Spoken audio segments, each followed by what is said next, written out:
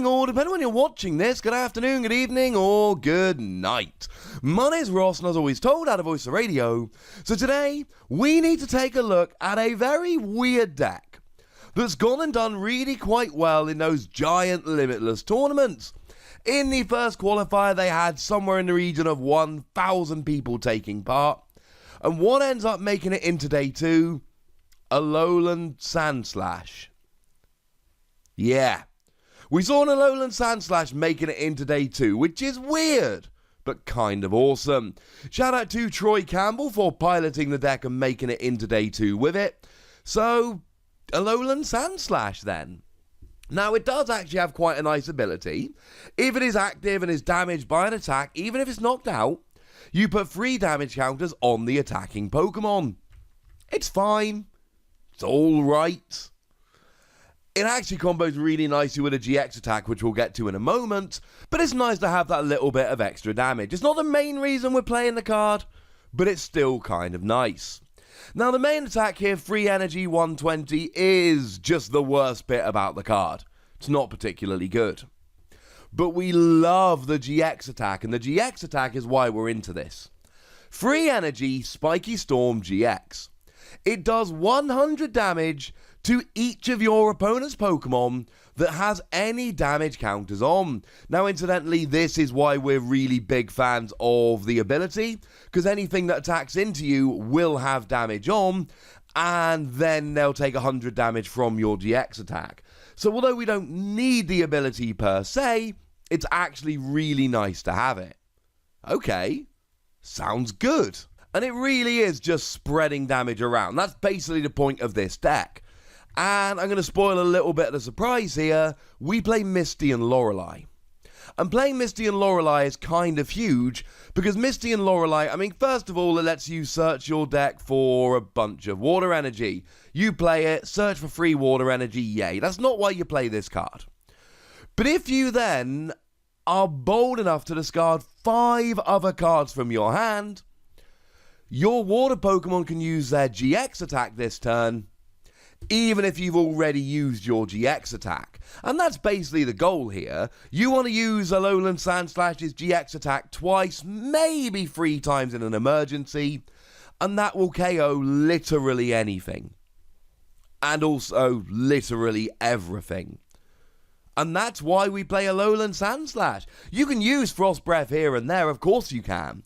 But the goal of this Pokemon is to spread damage around, and then just GX attack 2 or maybe 3 times, and then everything is gone and you've won the game.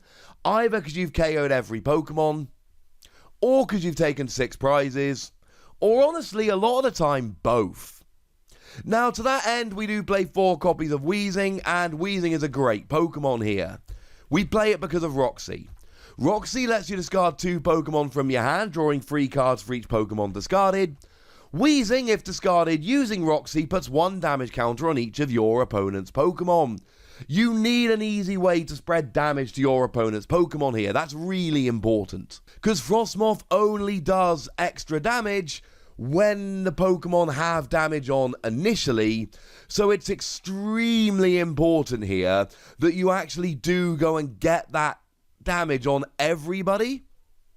So Weezing and Roxy actually do this really, really easily. Big fan of this.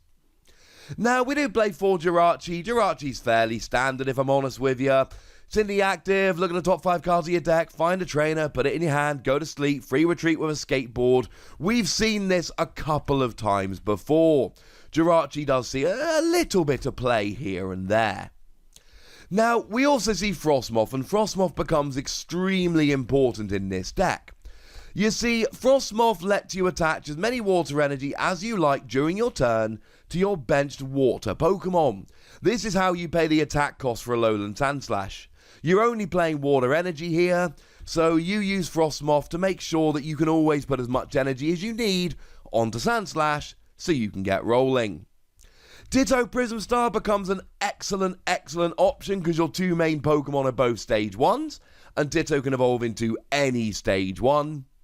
And Mimikyu becomes a brilliant Pokemon here, because Mimikyu turns off all abilities on GX Pokemon that have any damage counters on them. Well, remember, part of the point of this deck is you're trying to drop as many damage counters as you can, as quickly as you can, or at least an early game wheezing. And as soon as you drop an early game wheezing, you're good to go, quite frankly. Because then all your opponent's GXs have damage counters on, and they lose their abilities. This is wonderful. We play a single copy of Mew to protect your bench because, well, there's Pokemon out there that can hit the bench pretty gosh darn hard. I'm looking at you, Pikachu and Zekrom. So having protection from that can be pretty gosh darned important. And we play one copy of Zacian V. You're not playing any Metal Energy, you're never attacking with this, it's played purely for the ability. Which essentially, if you're not playing Metal Energy, is just draw 3 cards. Now it does end your turn, but if you're not set up, or it's the first turn of the game and you're not allowed to attack, yeah, pretty good ability, ladies and gentlemen, pretty good ability. Now moving over into the trainers, we play 4 copies of Roxy, that's very important for wheezing. And we play 2 copies of Misty and Lorelei, that's very important for reusing your GX attack. And they are mostly the only supporters we play here. I say mostly because we're playing a single copy of Lieutenant Surge's strategy. Now, Lieutenant Surge's strategy just lets you play 2 supporter cards during your turn. Well, 3, but that includes Lieutenant Surge's strategy. So this lets you play Misty and Lorelei along with Roxy. Or it lets you play 2 Roxy. I suppose you could play 2 Misty and Lorelei, but all you're really doing is searching for a boatload of energy, which might be useful, but I think most of the time it's either double Roxy or Misty and Lorelei. Now in terms of Pokemon search, we play 4 copies of Quick Ball here. You're not playing an entirely basic deck, you're actually playing quite a few evolutions, but you still need to get rolling with them very, very quickly. You do play a couple of evolution incense to get those evolutions out, and we actually play Lure Ball here. And Lure Ball is just awesome with wheezing. You flip 3 coins, and for each heads you put an evolution Pokemon from your discard pile into your hand. Like wheezing, for instance. Remember, you can't start with wheezing, it's a stage 1. You're not playing coughing for that reason. So you discard wheezing while using Roxy, and then you Lure Ball it back so you can reuse Roxy. Well, you can reuse Roxy anyway, but reuse it with wheezing. Now, I've just said how important Roxy is. We're using free Pokegear 3.0 to try and make sure we find it whenever we need it.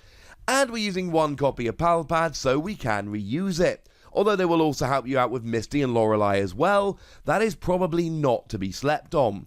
This deck only plays 2 supporters. Other than Lieutenant Surge, but that doesn't really count. That just lets you play other supporters.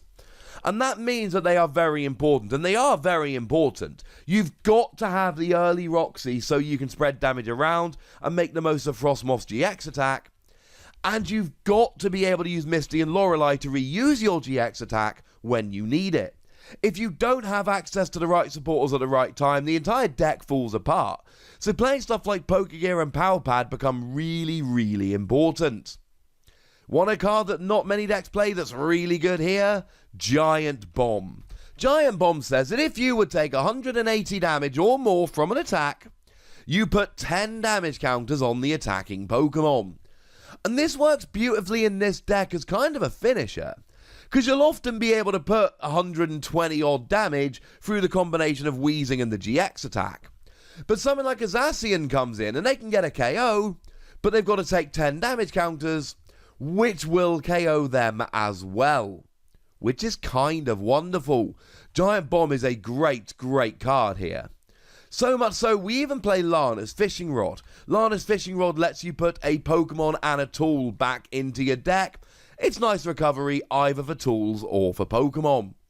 Although Giant Bomb isn't the only tool we play, obviously we play 2 copies of a skateboard for Jirachi, and we also play a copy of Air Balloon. This gives you free retreat with most of your other Pokemon. Something like Alolan Sandslash, for instance, or Frostmoth, both of whom have a retreat cost of, shockingly enough, 2. I love this deck. I worry that it's not a top tier deck. I worry that it's too awkward to actually use EGX attack over and over again. You need the stage 1, you need to get all the energy in hand to attach it, you need to spread damage around and then reuse the GX attack. And let's not forget that you do need to discard 5 cards from your hand in order to reuse Misty and Lorelei. But even after all of that, it's so much fun and has so much potential. It's one that I'm definitely looking at. But I'd like to know what you think, and I'd like to know if you're looking at it. So let me know in the comment section. Go nuts, me nice. And then make sure you like this video, subscribe to this channel, follow me on Twitter at @TheWassy, and Twitch for some live action at twitch.tv/PTCGRadio. If you want to support the channel, get some bonus podcasts and all that good stuff, head on over to patreon.com/PTCGRadio, where you can do exactly that. And please do make sure you're checking out youtube.com/WassyPlays, where you can find out about a whole bunch of games that don't have Pokemon in, but are pretty gosh darned awesome nonetheless.